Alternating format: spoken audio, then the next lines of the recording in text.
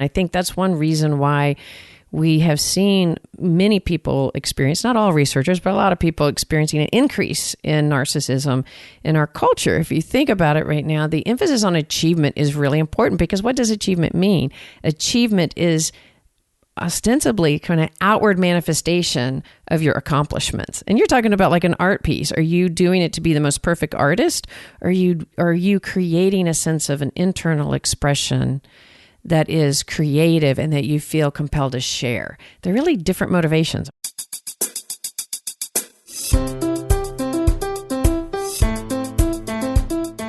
This is Holding Your Own, a series from Therapist Uncensored that aims to deepen and broaden security when faced with challenging personalities. Now, here are your co-hosts, Dr. Ann Kelly and Sue Marriott.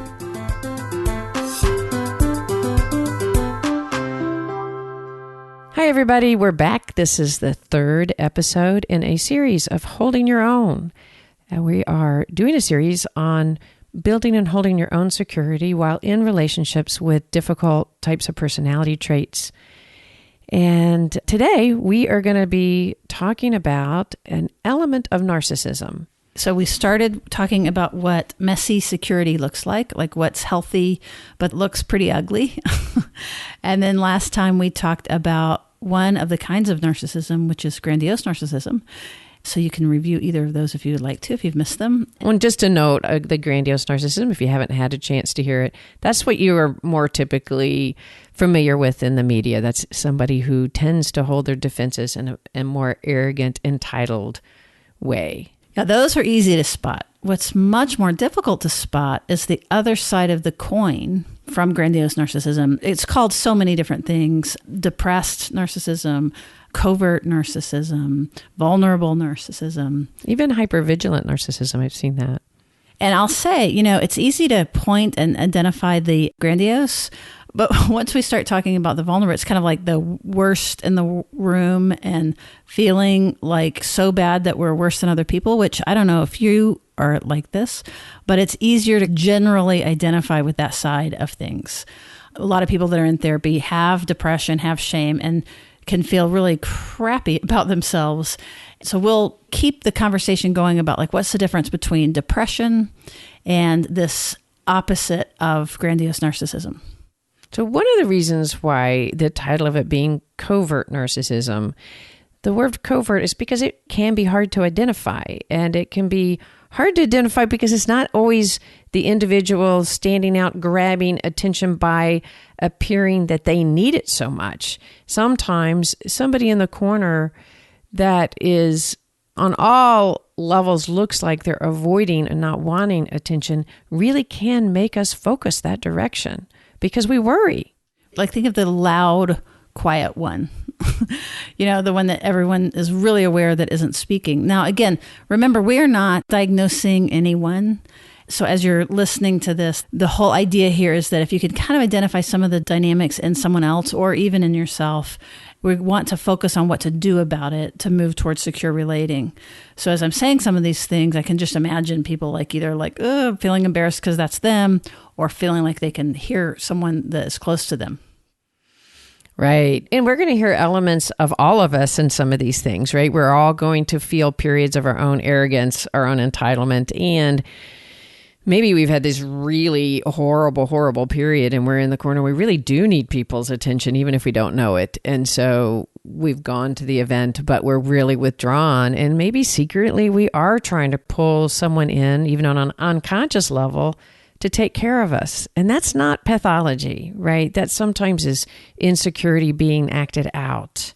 That's right. And everybody in certain circumstances can be arrogant and can feel like they're the better than, and like you're saying, or can feel underneath. Let's just jump right in about some of the difference is, one, if you actually have narcissism, these are two sides of the same coin, exactly.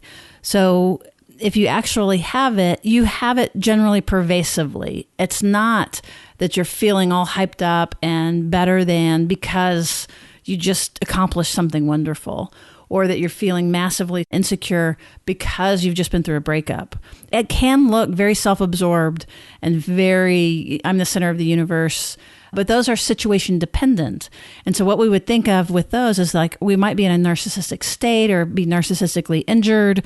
You know, it's definitely not a personality disorder, but like just thinking of it as if it's fleeting, it's something very different than I'm trying to avoid the saying personality or personality disorder. Well, I think what you're meaning is that we can all go in and out of periods of these kind of really difficult dynamics, right? That can draw attention either way, feeling boastful or feeling really under.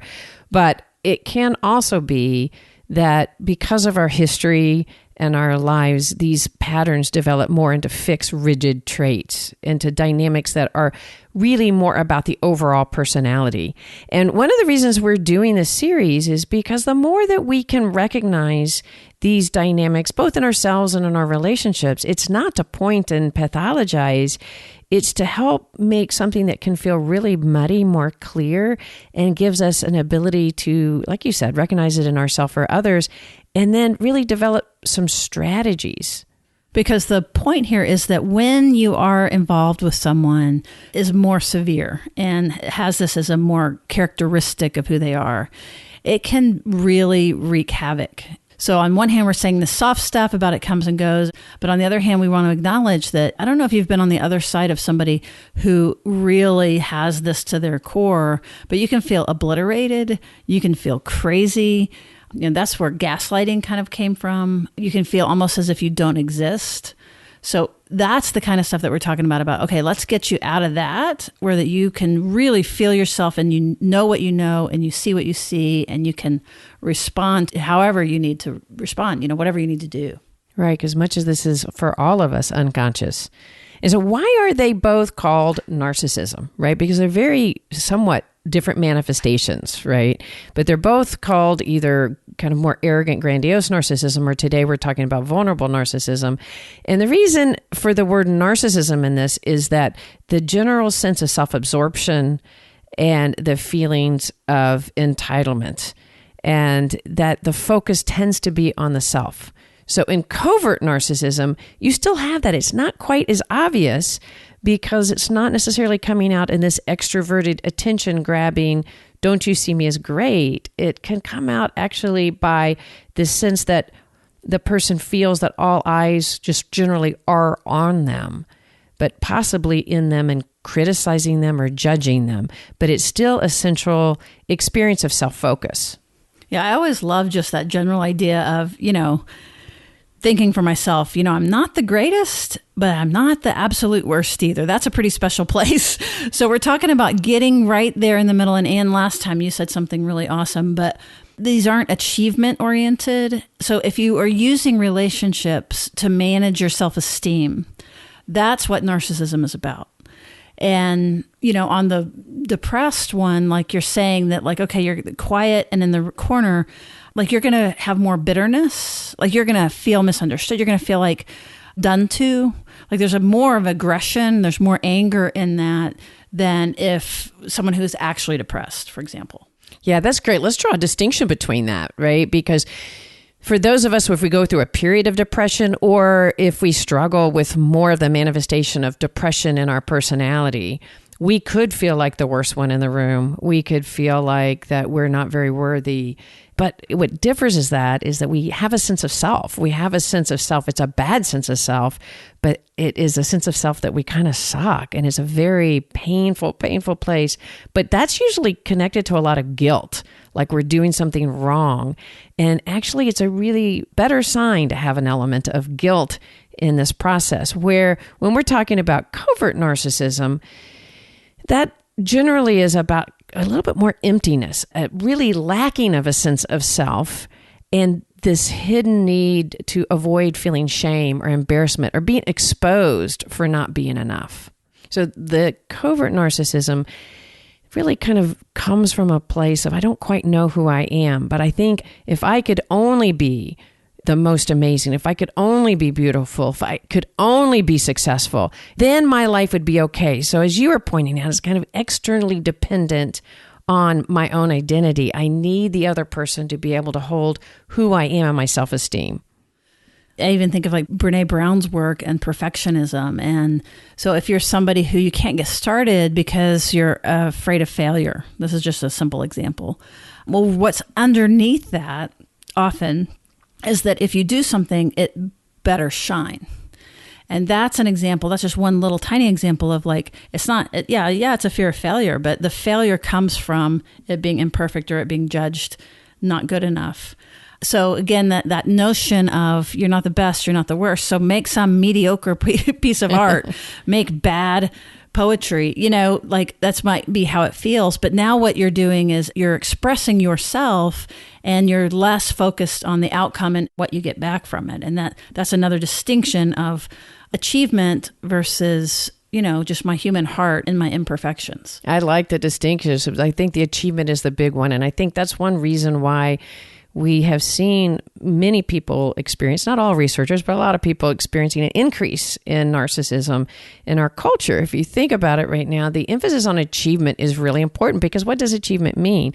Achievement is ostensibly kind of outward manifestation of your accomplishments. And you're talking about like an art piece. Are you doing it to be the most perfect artist? Are you creating a sense of an internal expression that is creative and that you feel compelled to share? They're really different motivations, aren't they?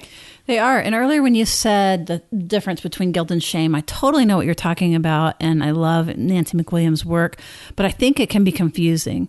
So let's go to depression again. Well, if we talk about the difference between feeling depressed versus having more of a depressed covert narcissism, those aren't the same thing.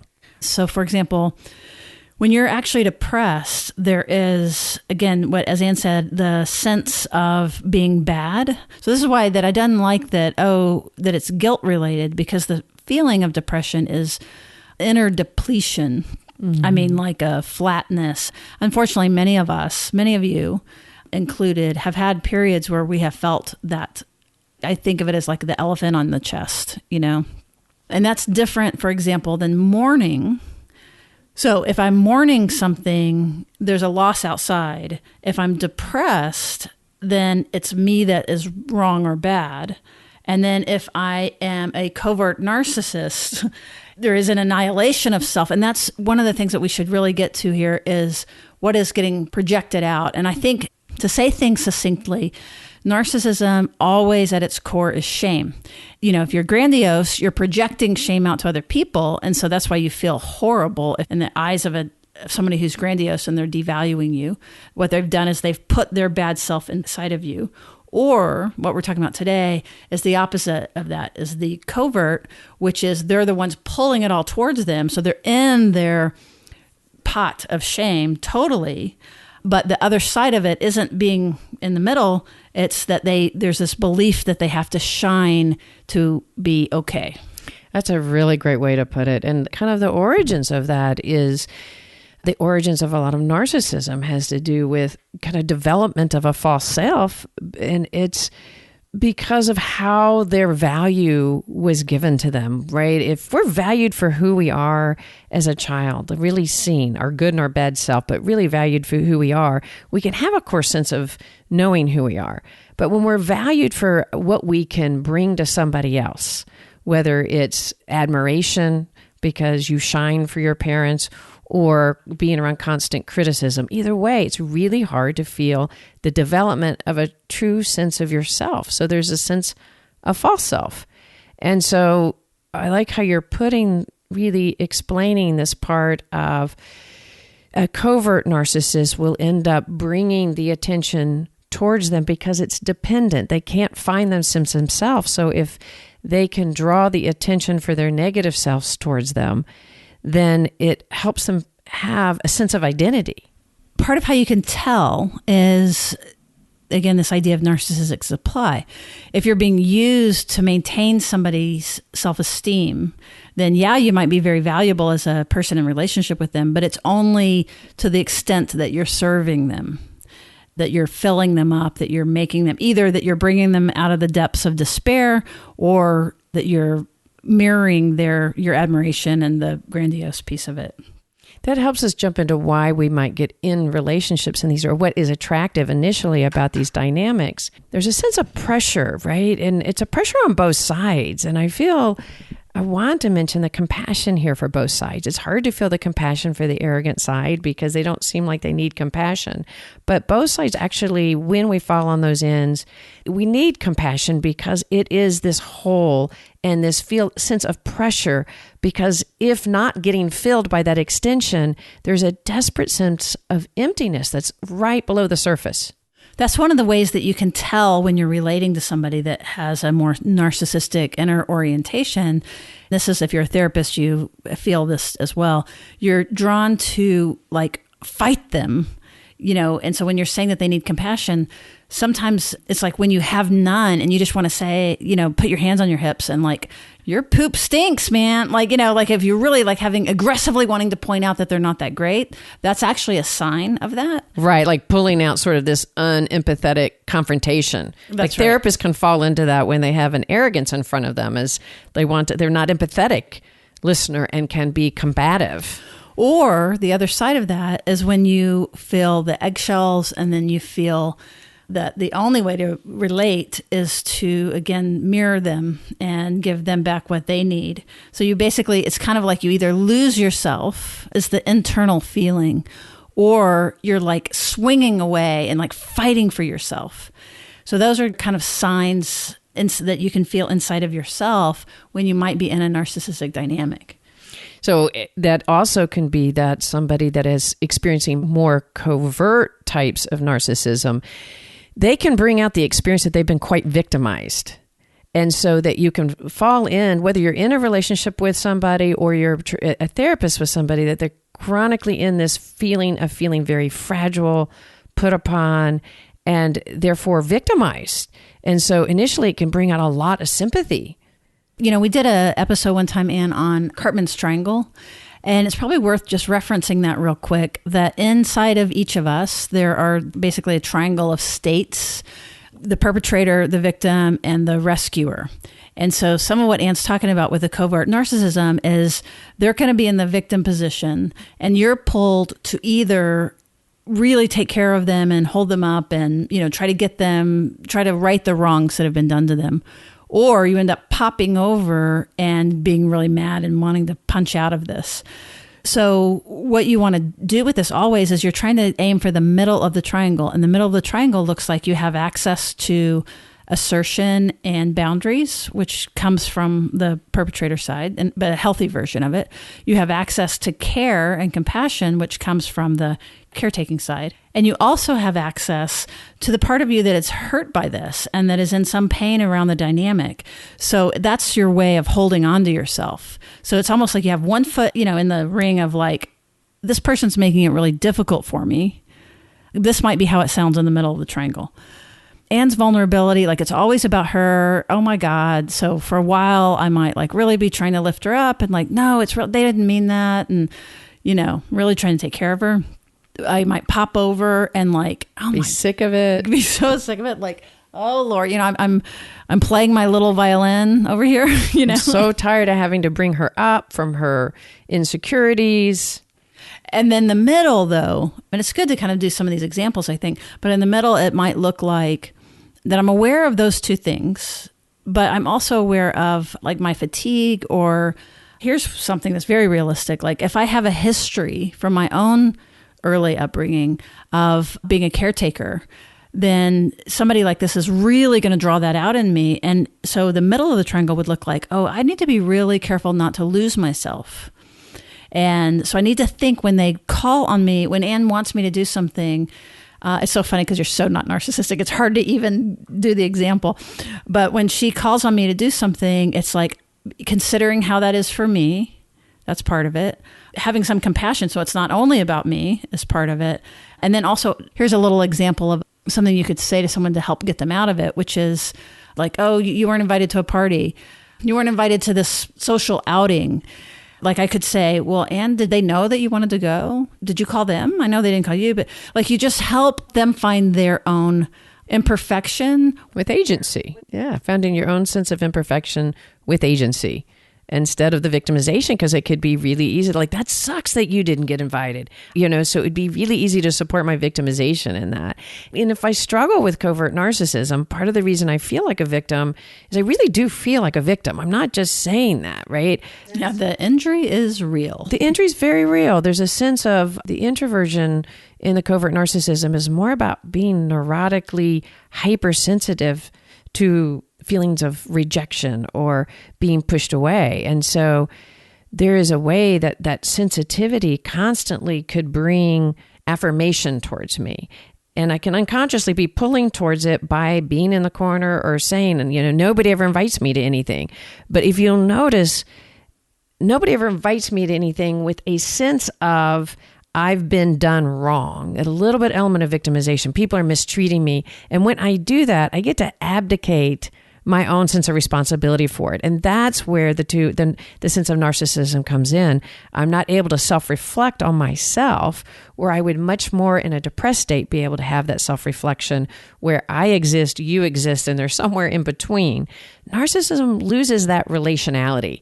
I exist in my victimness and the other person's done me wrong, and they fail to be able to exist with me. And that's the biggest painful part about experiencing narcissism inside yourself or trying to be in a relationship when that is really flared up. Right. So we were saying the injury is real. The issue is that it is real from a long time ago.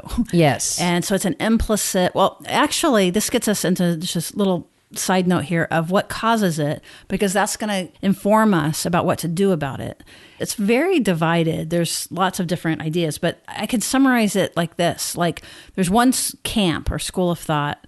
Let's say if you're a plant and if you haven't had enough sunlight and if you've had bad soil, in other words, from neglect or if you've been watered too much or whatever, there's this almost like environmental stunting.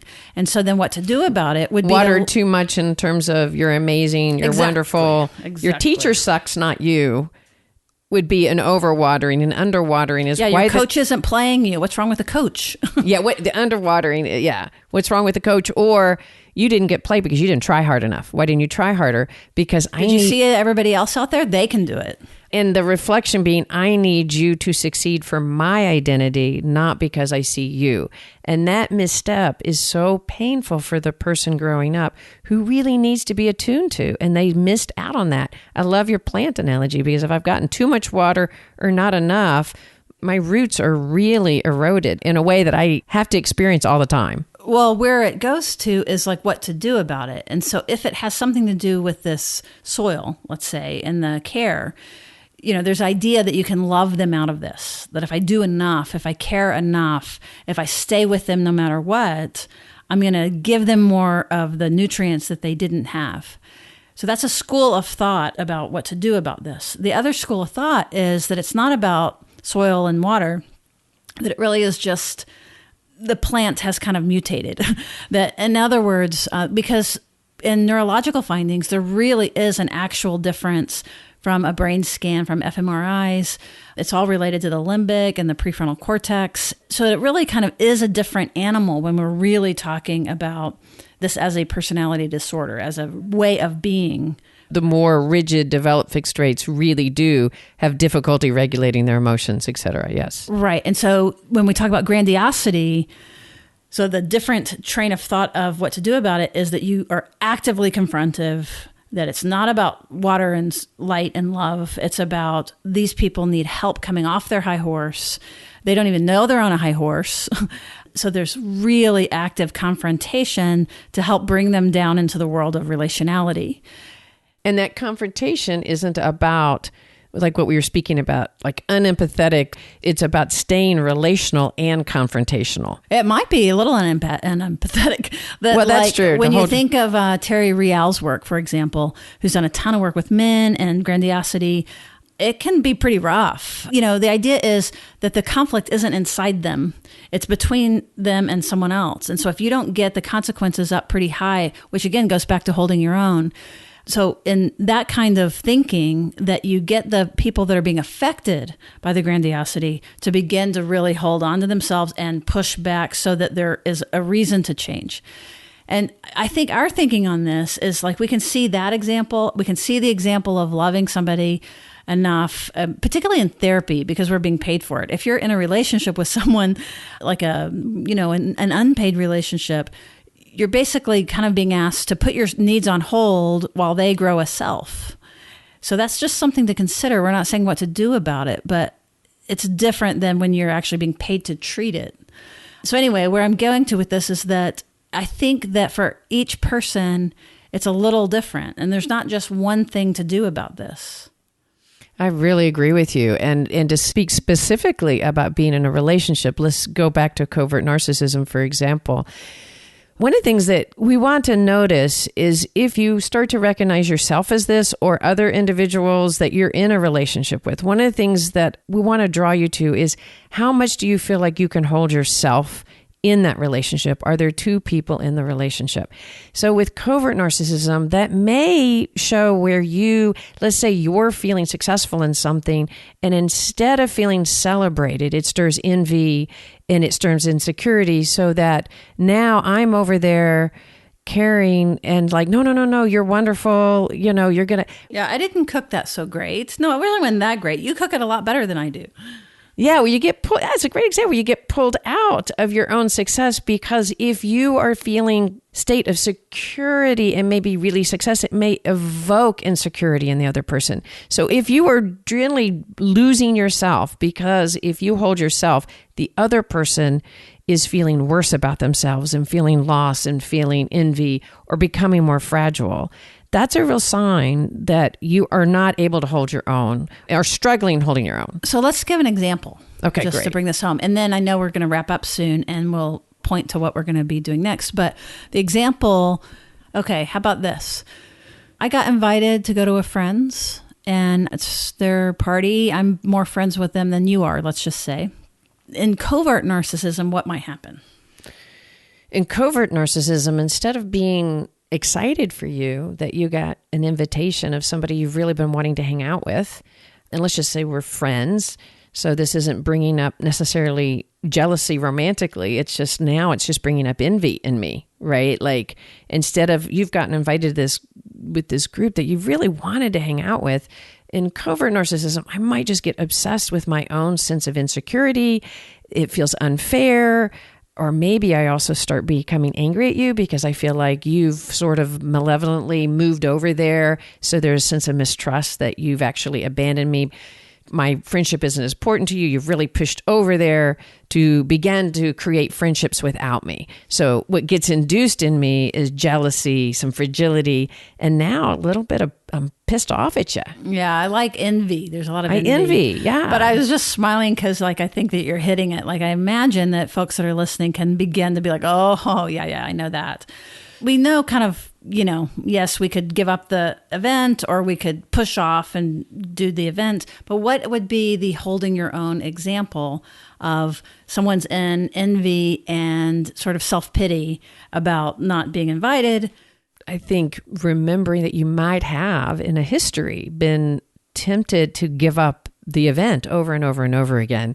And guess what? You're going to build resentment. It's not going to be good. It's really important to note what's not to do first is you keep giving it up. It's not going to be good for either one. It might make me feel better in the moment, but you're going to start resenting me. And then eventually we're going to start really fighting because you're like, every time I try to go to an event, you pull this on me. Yeah. And every little bit of freedom that you give up, you're not going to get that back. Right. Because it's going to feel like another injury. Like, okay, I won't go to that event this time with Marcia or whatever. But then next time, say I give up a few, but finally I want to go see Marcia because God, I haven't seen her now in a year. Then it's going to feel as if, what? Why are you going to go see Marcia? You haven't seen her in a year, So I would start with the expression, I want to hold my own. And if you notice, holding my own isn't doing anything to the other person. It's not criticizing them. Thank you for saying that. It's not saying you're taking anything away. It's not blaming the other person because the other person whose insecurity is coming up, that's what's in their system, not intentionally. But holding your own is like stopping and self-reflecting, taking a moment to say, wait, this is really important to me. I really do want to go see Marcia. Just like last time, it starts with the breath. Starts with the breath. Just take your deep breath And you're already on the right path, because from there you can consider yourself, you can consider them, you can weigh these things. And you might actually, in this process, need more than just one breath, because especially if this is a perpetual ongoing fight, which if you've been in a relationship long enough, it is. So my body at this point would already be triggered, or your body. I'm the one going to the party, and now I've gotten confused in our brainstorm. But because these are repetitive dynamics and they've intensified, because in the beginning it might have felt good to go, no, I don't need to go to that. No big deal. You matter more to me is where we start and we really feel it. But over time, when you start giving up too much and giving up too much, you're pissed and you're angry. So instead of getting in a fight, take a breath and say, I'll be back. I got to take a minute before we talk more about this. So before you continue, you might even need 15 minutes before you come back. So take a breath might be more than one. You might need 2 weeks. Now, come on. So I want to get to the example and then wrap up. All right. So we would take a breath, and holding our own is recognizing what we value and what's important to us. And holding that, now I'm going to see the other person and understand that that person's experience is out a sense of fragility, not just trying to attack us. So it might sound something like basically holding both sides. I feel uncomfortable and a little awkward because I feel bad that you weren't invited. And I really, I want that for you. I definitely don't want to hurt you. But also this is really important to me and I really want to go. So I'm going to go, but it's almost like I would want to still help. Like, let's figure out, maybe later after the party, you can talk to Marcia and let her know that you'd like to be, whatever it is, but something about agency. So I care about you. I care about myself. I'm going to not ignore you at all and just push off and go. But I'm definitely not going to collapse so that you don't feel bad. I love that, because one of the things that was missing for me in this experience as a child that perpetuates this is not feeling attuned to. So if you just hold your own by giving me the third finger, that's actually in this process going to incite things that are really primary to me, really, really primary, and trigger me completely. So by holding your own and seeing me to like, I'm really sorry, that really does suck. You have really wanted to go to this, so this is really hard for you. I get that. So a sense of attunement, that's why it might take you a few hours to give attunement if this is repetitive. But if you can just say, I see you, that helps my nervous system really calm down. So I just had this image of, holding your own, the third finger and like holding your crotch is one version. Holding your own where you're like completely holding the other person, and losing yourself. And losing yourself. Those are ways we think we're holding our own, right?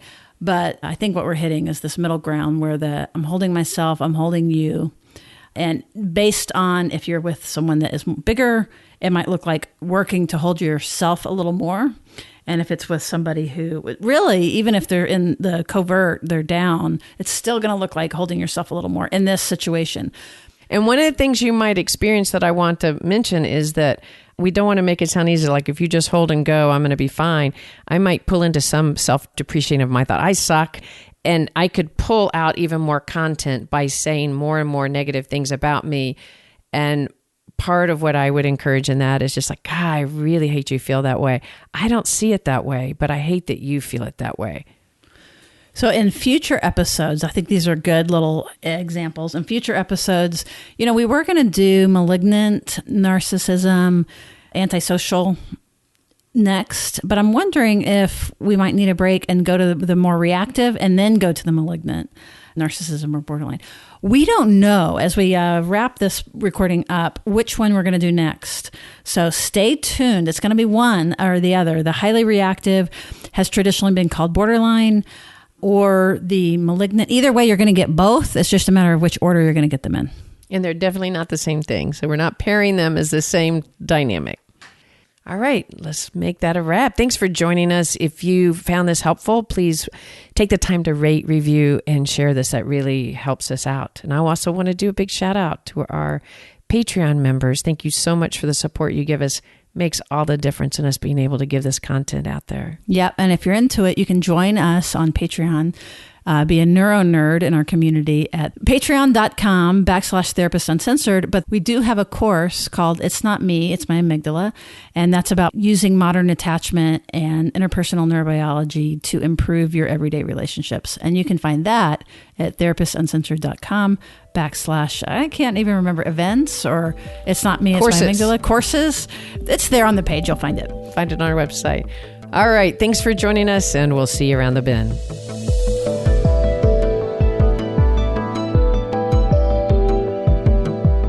Therapist Uncensored is Ann Kelly and Sue Marriott. This podcast is edited by Jack Anderson.